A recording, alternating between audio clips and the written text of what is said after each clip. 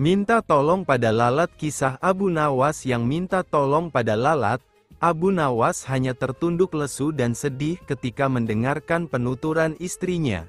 Tadi pagi beberapa pekerja dari kerajaan telah membongkar rumahnya dan mereka terus menggali tanpa bisa dicegah lagi.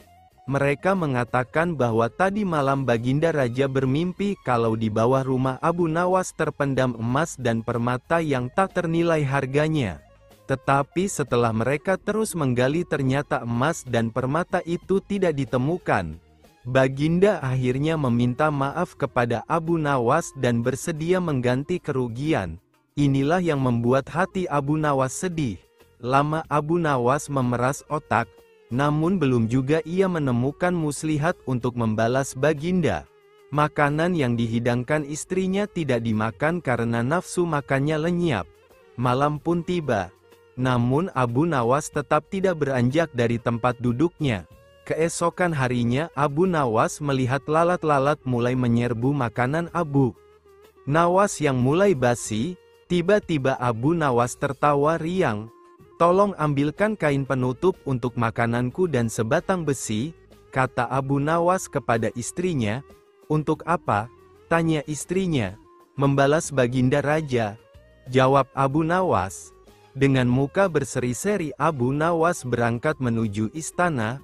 Setibanya di istana Abu Nawas membungkuk hormat dan berkata, "Ampun tuanku, hamba menghadap hanya untuk mengadukan perlakuan tamu-tamu yang tidak diundang. Mereka memasuki rumah hamba tanpa izin dari hamba dan berani memakan makanan hamba," kata Abu Nawas mengadu. "Siapakah tamu-tamu yang tidak diundang itu wahai Abu Nawas?" tanya Baginda. "Lalat-lalat ini, tuanku," jawab Abu Nawas. "Kepada siapa lagi kalau bukan kepada Baginda? Hamba mengadukan perlakuan yang tidak adil ini," jelas Abu Nawas. "Lalu keadilan yang bagaimana yang engkau inginkan?" "Hamba hanya menginginkan izin tertulis dari Baginda sendiri agar hamba bisa dengan leluasa menghukum lalat-lalat itu." Baginda Raja tidak bisa menolak permintaan Abu Nawas karena pada saat itu para menteri sedang berkumpul di istana. Maka dengan sangat terpaksa Baginda membuat surat izin yang isinya memperkenankan Abu Nawas memukul lalat-lalat itu dimanapun mereka hinggap. Tanpa menunggu perintah, Abu Nawas mulai mengusir lalat-lalat di piringnya hingga mereka terbang dan hinggap di sana-sini. Dengan tongkat besi yang sudah dibawanya sejak tadi, Abu Nawas mulai mengejar dan memukuli lalat-lalat itu. Bahkan di kaca, Abu Nawas dengan leluasa memukul kaca itu hingga hancur. Kemudian vas bunga yang indah, kemudian patung hias sehingga sebagian dari istana dan perabotannya remuk diterjang tongkat besi Abu Nawas. Bahkan Abu Nawas tidak merasa malu memukul lalat yang hinggap di tempayan Baginda Raja. Baginda Raja tidak bisa berbuat apa-apa kecuali menyadari kekeliruan yang telah dilakukan terhadap Abu Nawas dan keluarganya. Dan setelah merasa puas, Abu Nawas mohon diri. Barang-barang kesayangan Baginda banyak yang hancur dan bukan itu saja, Baginda juga menanggung rasa malu. Abu Nawas pulang dengan perasaan lega. Istrinya pasti sedang menunggu di rumah untuk mendengarkan cerita apa saja yang dibawa dari istana. Pelajaran yang bisa kita petik dari kisah Abu Nawas kali ini adalah bahwa kita harus selalu minta izin jika bertamu ke rumah orang. Jangan main selonong saja dan jangan mentang-mentang memiliki kekuasaan yang tinggi. Menjual raja. Kisah Abu Nawas. Kisah Abu Nawas kali ini akan menceritakan bahwa si Abu Nawas menjual rajanya. Wow, berani sekali ya si Abu Nawas ini. Berikut kisahnya. Belum pernah Abu Nawas merasa menyesal dan seputus asa akhir-akhir ini. Sudah 2 hari dapurnya tidak mengepul asap lagi karena tidak ada lagi barang yang bisa dijual. Sebenarnya Abu Nawas bisa saja menjual salah seorang dari teman-temannya untuk dijadikan budak oleh pembelinya. Tetapi Abu Nawas tidak tega, apalagi kebanyakan teman-teman Abu Nawas adalah orang-orang yang miskin. Namun bagaimanapun juga ia harus menjual manusia karena Abu Nawas sudah merasa tidak memiliki sesuatu barang pun yang patut untuk dijual. Dengan tekad yang amat bulat, Abu Nawas merencanakan menjual Baginda Raja. Karena menurut Abu Nawas hanya Baginda Raja yang pantas untuk dijual. Bukankah selama ini Baginda Raja selalu mempermainkan dirinya dan menyengsarakan pikirannya?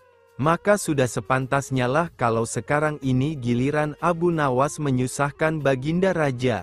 Akhirnya Abu Nawas menghadap Baginda Raja dan berkata, "Ada sesuatu yang amat menarik yang akan hamba sampaikan hanya kepada Paduka yang mulia," kata Abu Nawas memulai.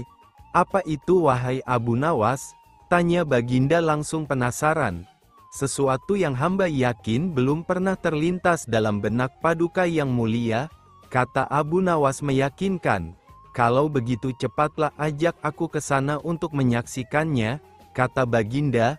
"Tetapi Baginda," lanjut Abu Nawas. "Tetapi apa?" tanya Baginda tidak sabar. "Bila Baginda tidak menyamar sebagai rakyat biasa maka pasti nanti orang-orang akan banyak yang ikut menyaksikan benda ajaib itu," jelas Abu Nawas. Karena begitu besar keinginan tahuan Baginda Raja, maka Raja bersedia menyamar sebagai rakyat kecil seperti yang diusulkan oleh Abu Nawas. Kemudian Abu Nawas dan Baginda Raja Harun al-Rasyid berangkat menuju sebuah hutan. Setibanya di hutan, Abu Nawas mengajak Baginda Raja mendekati sebuah pohon yang rindang dan memohon Baginda Raja menunggu di situ. Sementara itu Abu Nawas menemui seorang kenalan yang pekerjaannya menjual budak. Abu Nawas mengajak pedagang budak itu untuk melihat calon budak yang akan dijual kepadanya dari jarak yang agak jauh. Abu Nawas beralasan bahwa sebenarnya calon budak itu adalah teman dekatnya. Maka dari itu Abu Nawas tidak tega menjualnya di depan mata. Setelah pedagang budak itu memperhatikan dari kejauhan, ia merasa cocok. Abu Nawas pun membuat surat kuasa yang menyatakan bahwa pedagang budak sekarang mempunyai hak penuh atas diri orang yang sedang duduk di bawah pohon rindang itu. Setelah itu Abu Nawas pergi begitu menerima beberapa keping uang emas dari pedagang budak itu. Baginda Raja masih menunggu Abu Nawas di bawah pohon ketika pedagang budak menghampirinya. Lah belum tahu mengapa Abu Nawas belum juga menampakkan batang hidungnya. Baginda juga merasa heran kenapa ada orang lain di situ. "Siapa engkau?" tanya Baginda Raja kepada pedagang budak itu. "Aku adalah tuanmu sekarang," kata pedagang budak agak kasar.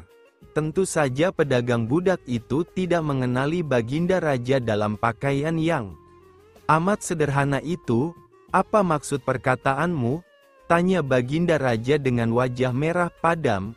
"Abu Nawas telah menjual engkau kepadaku dan inilah surat kuasa yang baru dibuatnya," kata pedagang budak itu dengan kasar.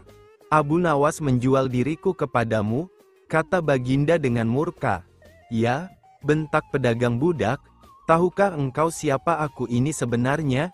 "Tidak dan itu tidak perlu," kata pedagang budak itu dengan ketus. "Aku adalah rajamu, Sultan Harun al-Rasyid," kata Baginda sambil menunjukkan tanda pengenal kerajaan. Pedagang itu terperanjat dan mulai mengenal Baginda Raja. Lah pun langsung menjatuhkan diri sembari menyembah Baginda Raja. Baginda Raja mengampuni pedagang budak itu karena ia memang tidak tahu. Akan tetapi kepada Abu Nawas, Baginda amat murka dan gemas. Ingin rasanya beliau meremas-remas tubuh Abu Nawas seperti kertas hehe. Baginda Raja pulang ke istana dan langsung memerintahkan para prajuritnya untuk menangkap Abu Nawas. Tetapi Abu Nawas telah raib entah kemana karena ia tahu sedang diburu oleh prajurit kerajaan. Dan setelah Abu Nawas tahu para prajurit kerajaan sudah meninggalkan rumahnya, barulah Abu Nawas berani pulang. Abu Nawas mulai menceritakan kepada istrinya apa yang sebenarnya terjadi. Abu Nawas akhirnya memutuskan untuk mengelabui Baginda dengan cara berpura-pura mati. Abu Nawas hanya bisa berpesan kepada istrinya apa yang harus dikatakan bila Baginda datang. Kini kabar kematian Abu Nawas mulai tersebar ke seluruh pelosok negeri. Baginda sangat terkejut, marah dan geram sebenarnya. Namun juga merasa kasihan juga mendengar kabar-kabar meninggalnya. Mengingat Abu Nawas adalah orang yang paling pintar menyenangkan dan menghibur Baginda Raja. Baginda Raja beserta beberapa pengawalnya menuju rumah Abu Nawas. Setelah melihat tubuh Abu Nawas terbujur kaku tak berdaya, Baginda Raja merasa terharu dan meneteskan air mata. Beliau bertanya kepada istrinya, "Adakah pesan terakhir Abu Nawas untukku?" tanya Baginda. "Ada paduka yang mulia," jawab istri Abu Nawas sambil menangis. "Katakanlah," kata Baginda. "Suami hamba, Abu Nawas, memohon sudilah kiranya Baginda Raja mengampuni semua kesalahannya di depan rakyat," kata. Menuju rumah Abu Nawas. Setelah melihat tubuh Abu Nawas terbujur kaku tak berdaya, Baginda Raja merasa terharu dan meneteskan air mata. Beliau bertanya kepada istrinya, "Adakah pesan terakhir Abu Nawas untukku?" tanya Baginda. "Ada paduka yang mulia," jawab istri Abu Nawas sambil menangis. "Katakanlah," kata Baginda. "Suami hamba, Abu Nawas, memohon sudilah kiranya Baginda Raja mengampuni semua kesalahannya di depan rakyat," kata istri Abu Nawas terbata-bata. "Baiklah kalau itu permintaan terakhir Abu Nawas," kata Baginda menyanggupi. Kemudian Baginda Raja mengumpulkan rakyatnya di tanah lapang dan berkata, "Wahai rakyatku, dengarkanlah bahwa hari ini, aku Sultan Harun al-Rasyid telah memaafkan semua kesalahan Abu Nawas yang telah diperbuat terhadap diriku. Dan kalianlah sebagai saksinya," ujar Baginda. Begitu mendengar pengampunan dari Baginda Raja Harun al-Rasyid sendiri, Abu Nawas lekas-lekas beranjak dan mengucapkan terima kasih yang tak terhingga kepada Baidikan Pan.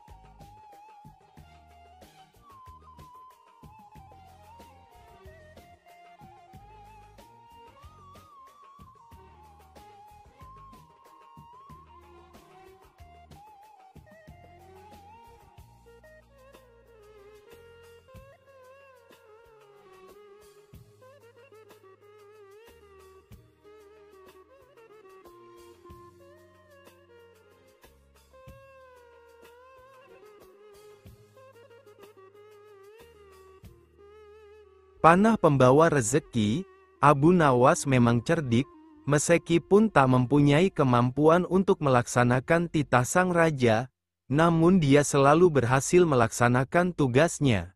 Dan hadiah selalu menanti, sungguh rezeki yang tak disangka. Suatu ketika Abu Nawas diundang oleh Raja Harun ar-Rasyid untuk makan bersama. Maka berangkatlah para pengawal kerajaan untuk menjemput Abu Nawas di rumahnya. Tak berapa lama kemudian Abu Nawas telah sampai di istana dengan pakaian sederhana saja. Abu Nawas langsung diajak berbincang di sebuah pendapa dengan berbagai jamuan makanan lengkap dengan minuman yang segar. Melihat begitu banyaknya makanan, Abu Nawas pun sangat lahap menyantap makanan yang dihidangkan kepadanya. Sementara itu, Raja masih meneruskan perbincangannya dengan Abu Nawas tentang kekuasaannya. Raja Harun bercerita kepada Abu Nawas terkait dengan luasnya wilayah yang telah dipimpinnya. Namun, Abu Nawas nampak tidak menggubris, malah dia sibuk dengan makanan yang tersaji di hadapannya. Tak lama kemudian, Raja mulai melontarkan berbagai pertanyaan kepada Abu Nawas. "Hai Abu Nawas, kalau setiap benda ada harganya, berapakah harga diriku ini?" tanya Raja. Abu Nawas yang masih dalam kondisi kekenyangan setelah makan-makan, menjawab sekenanya tanpa berpikir panjang. "Hamba kira, mungkin sekitar 100 dinar saja paduka," jawab Abu Nawas. "Terlalu sekali engkau Abu Nawas. Harga sabukku saja 100 dinar, bentak Raja. "Tepat sekali paduka, memang yang saya nilai dari diri paduka hanya sebatas sabuk itu saja," ujar Abu Nawas. Karena merasa tak ingin dipermalukan oleh Abu Nawas karena kecerdikannya, kali ini raja tidak mau lagi mengambil resiko dengan beradu pendapat lagi. Oleh karena itu, Abu Nawas diajak menuju ke tengah-tengah prajuritnya yang merupakan ahli bela diri dan ketangkasan. Ayo Abu Nawas, di hadapan para prajuritku, tunjukkanlah kemampuan memanahmu, panahlah sekali ini saja. Kalau panahmu dapat mengenai sasaran, hadiah akan menantimu. Tapi kalau gagal, engkau akan aku penjara, kata raja. Abu Nawas pun bergegas mengambil busur dan anak panah. Dengan memantapkan hati, Abu Nawas membidik sasaran dan mulai memanah. Namun panahnya meleset dari sasaran. Dari pengamatan saya, ini adalah gaya memanah para makelar tanah, ujar Abu Nawas untuk menutupi kelemahannya. Sesaat kemudian, Abu Nawas mencabut sebuah anak panah lagi dan membidik sasaran. Lagi-lagi anak panah yang dibidikkan itu melesat terlalu jauh dari sasaran.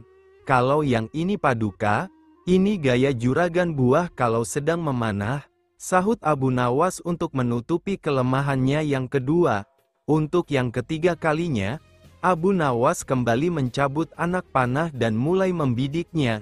Namun kali ini kebetulan anak panah yang dibidikkan tersebut mengenai sasaran. Nah yang ini Paduka, ini baru gaya Abu Nawas kalau sedang memanah. Saya pun menunggu hadiah yang Paduka janjikan, kata Abu Nawas dengan gembira. Dengan tak bisa menyembunyikan tawanya, Paduka Raja lantas memberikan hadiah kepada Abu Nawas. Dengan kecerdikannya bermain kata-kata yang masuk logika, akhirnya Abu Nawas mendapat hadiah. Dia pun langsung mohon diri karena tak sabar untuk memberikan hadiah itu kepada istrinya. Abu Nawas mengelabui raja, namanya saja Abu Nawas. Selalu punya 1000 cara untuk meloloskan diri dari hukuman. Kali ini adalah Raja Harun ar-Rasyid yang termakan tipuannya. Abu Nawas bebas dari hukuman raja setelah berjanji bahwa ia akan terbang. Berikut kisahnya. Karena dianggap terlalu mengkritik kepemimpinan Raja Harun, maka Abu Nawas ditangkap karena ia dituduh telah melakukan sesuatu yang membahayakan kerajaan, sehingga harus dihukum. Namun demikian, Abu Nawas selalu punya alasan untuk meloloskan diri dari hukuman itu. La mengaku kepada pengawal kerajaan bahwa ia memiliki ilmu tinggi dan ia akan terbang. Kabar Abu Nawas akan terbang akhirnya terdengar oleh Raja Harun. Mana mungkin Abu Nawas akan terbang? Dia tidak punya sayap, tidak punya alat-alat khusus. Apakah ia punya ilmu khusus? Kata Raja Harun kepada pengawalnya. Kami tidak tahu Paduka. Tetapi Abu Nawas sangat meyakinkan, jawab pengawal. Hingga dibawalah Abu Nawas menghadap sang raja. Abu Nawas, betulkah kamu mau terbang? Tanya raja. Ya tuanku, memang saya mau terbang. Jawab Abu Nawas. Kapan? Dan di mana? Tanya raja secara beruntun. Hari Jumat yang akan datang ini, dan dari menara Masjid Baitul Rakim, tak jauh dari rumah saya, jika raja mengizinkan, jawab Abu Nawas. Akhirnya sang raja mengizinkan dan bahkan ia berjanji akan membebaskan Abu Nawas jika bisa terbang. Akan tetapi jika Abu Nawas tak bisa membuktikan, maka hukumannya akan ditambah 100 lecutan rotan, daun kuping dipotong dan hukuman gantung. Pada hari yang sudah dinantikan, Jumat sesudah sembahyang Jumat, lapangan sekitar Masjid Baitul Rahman sudah penuh orang. Orang biasa, rakyat, penduduk dan penguasa setempat sudah berjubel mengambil tempat masing-masing. Orang-orang menantikan saat yang paling genting dan mendebarkan. Abu Nawas dengan langkah yang sangat gagah dan tak ragu, menaiki tangga menara tertinggi dan orang-orang melihat dengan mata yang tak berkedip, terpaku, dan menyatu mengikuti langkah tubuh Abu Nawas. Ketika Abu Nawas sampai pada puncak tertinggi, dia melihat lurus dan terkadang ke bawah yang penuh orang. Badan dan kedua belah tangannya merentang lurus seakan-akan benar mau terbang. Orang-orang yang ada di bawah dengan seksama memperhatikan dan Abu Nawas terus dan berulang-ulang merentangkan tangannya dan memajukan badannya seakan-akan terbang dan bagaikan berenang perilaku dan gerak-geriknya. Sementara orang-orang yang ada di bawah menunggu dengan jantung berdegup dengan kencang.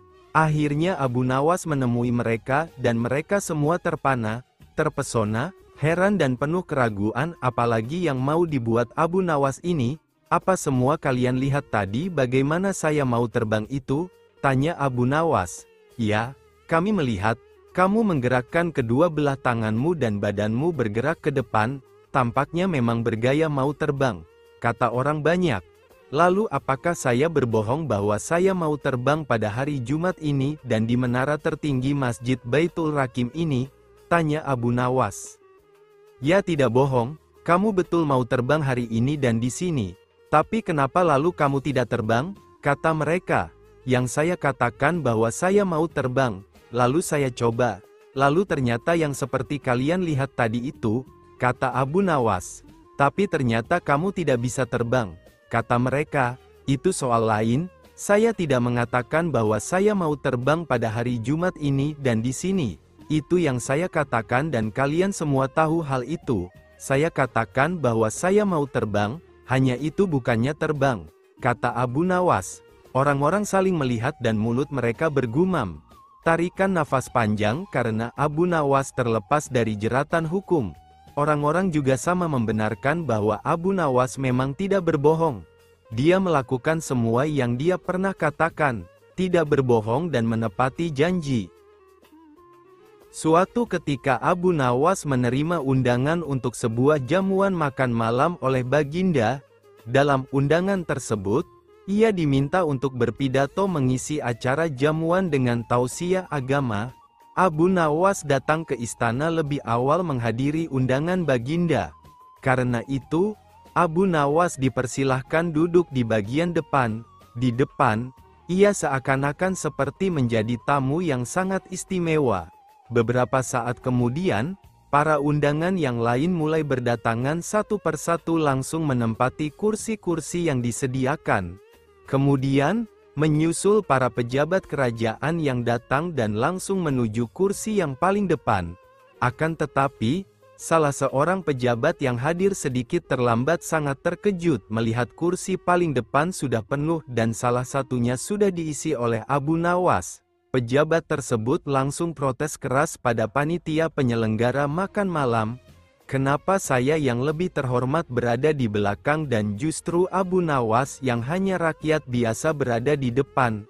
Protes pejabat tersebut. Tuan seharusnya menanyakan langsung kepada Abu Nawas sendiri, kata salah seorang panitia. Karena merasa posisinya disamakan dengan orang biasa, pejabat tersebut tidak terima. Ia berjalan ke depan menghampiri Abu Nawas kemudian berbisik padanya bahwa yang pantas duduk di kursi itu adalah dirinya yang merupakan pejabat kerajaan terhormat. Wahai Abu Nawas, kamu tidak pantas duduk di sini, karena kursi depan seharusnya diisi oleh pejabat seperti saya. Tegas pejabat itu dengan sombong. Mendengar teguran pejabat yang merendahkannya, Abu Nawas membela diri. Maka terjadilah perdebatan di antara mereka, hingga para tamu lain juga mendengarnya.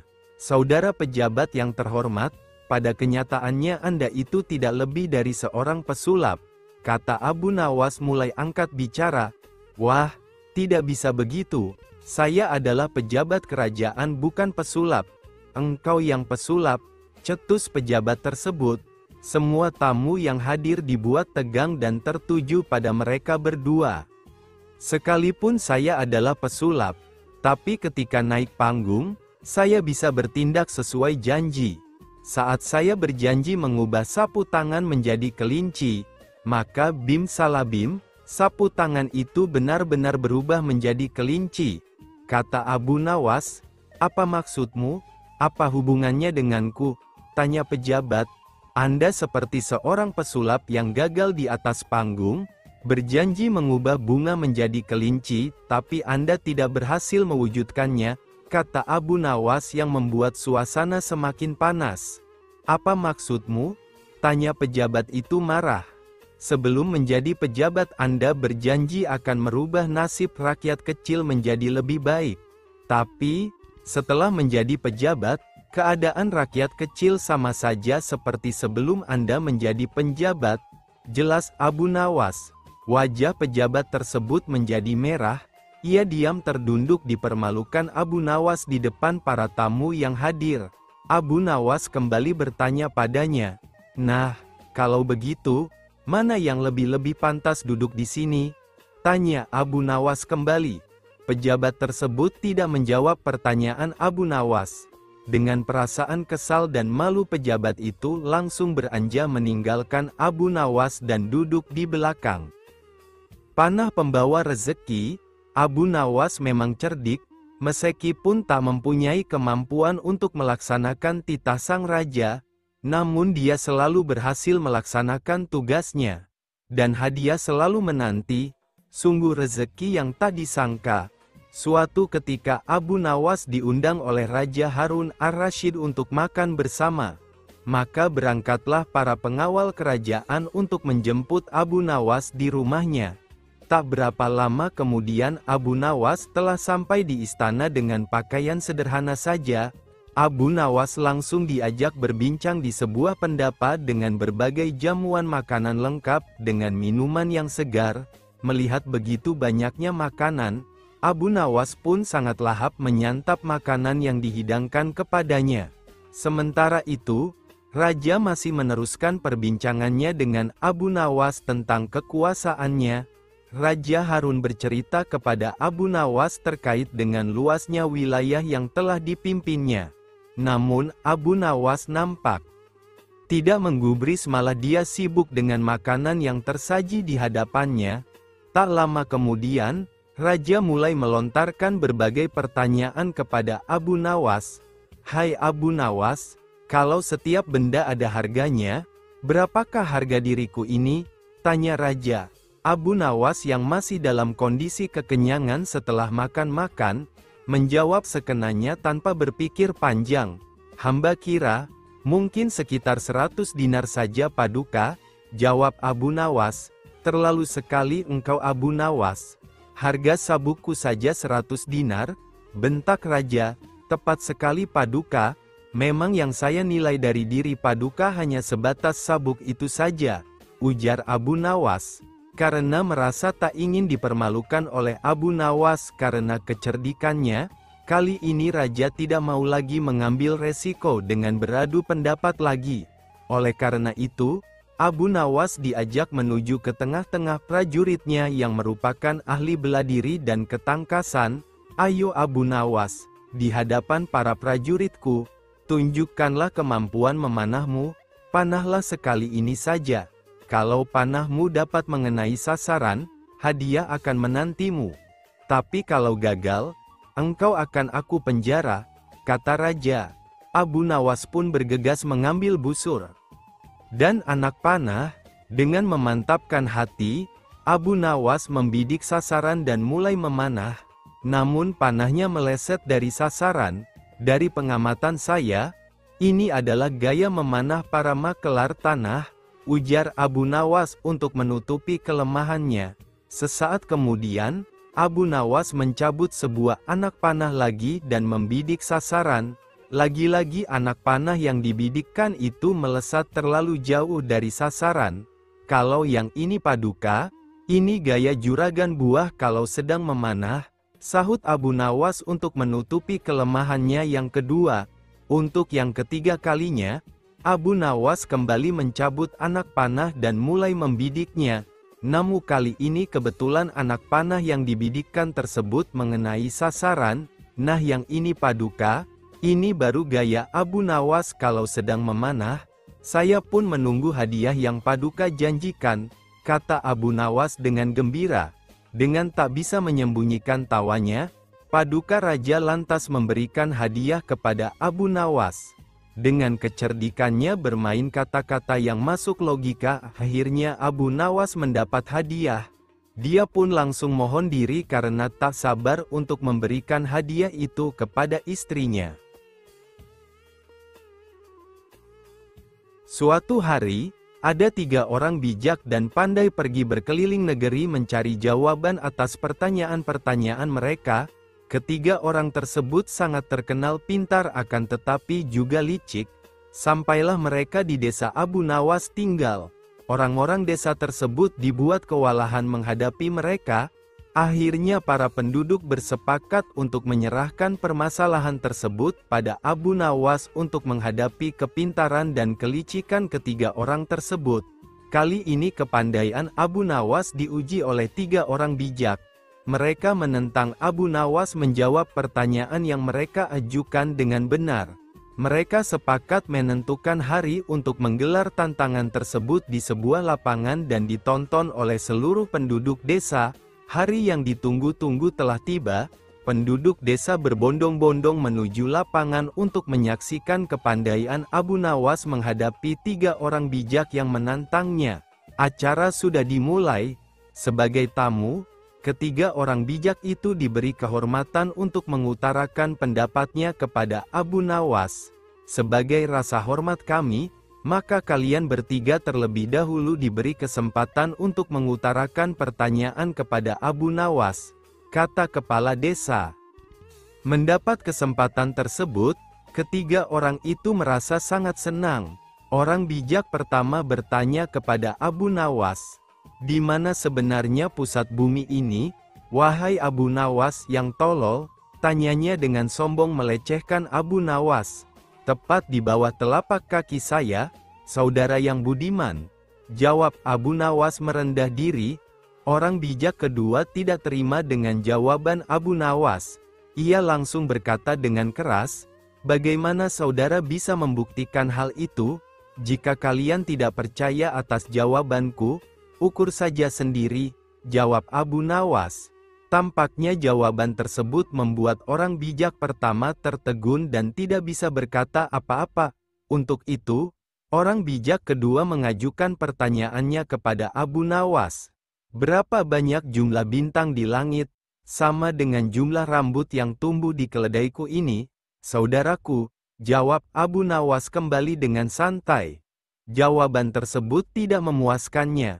Ia kembali bertanya, "Bagaimana saudara bisa membuktikan hal itu?" tanyanya. "Nah, kalau saudara tidak percaya, hitung saja rambut yang ada di tubuh keledai ini, nanti saudara akan tahu berapa jumlahnya," jawab Abu Nawas. "Itu hal bodoh, akal-akalanmu saja. Bagaimana bisa orang menghitung bulu keledai?" sangga orang bijak kedua itu. "Nah, kalau aku bodoh, berarti saudara juga bodoh. Bagaimana orang bisa menghitung bintang di langit?" kata Abu Nawas. Mendengar jawaban Abu Nawas, si bijak kedua merasa sangat kesal. Tetapi ia tidak bisa memberi alasan lagi untuk menyanggah. Sekarang giliran orang bijak ketiga yang merupakan paling bijak di antara yang lain. Ia tidak terlalu menyombongkan diri, berkata pada Abu Nawas, "Tampaknya saudara tahu banyak mengenai keledai. Coba saudara katakan kepadaku, berapa jumlah bulu yang ada di ekor keledai itu?" tanyanya pada Abu Nawas. "Jumlah bulu yang ada di ekor keledaiku ini sama dengan jumlah rambut yang ada di janggut saudara," jawab Abu Nawas dengan santai. "Bagaimana saudara bisa membuktikan hal itu?" tanya si bijak ketiga mulai tersinggung. "Oh, itu mudah sekali. Begini, saudara mencabut sehelai bulu dari ekor keledaiku, kemudian saya akan mencabut sehelai rambut dari janggut saudara. Nah, kalau sama, maka yang aku katakan adalah benar. Kalau tidak, berarti saya keliru," jawab Abu Nawas. Tentu saja orang bijak yang ketiga itu tak mau menerima cara menghitung tersebut dengan mengorbankan janggutnya. Dengan terpaksa, ketiga orang bijak yang sombong tersebut harus mengakui Abu Nawas sebagai orang yang paling bijak dari mereka. Dengan perasaan malu ketiga orang itu kemudian berlalu meninggalkan desa.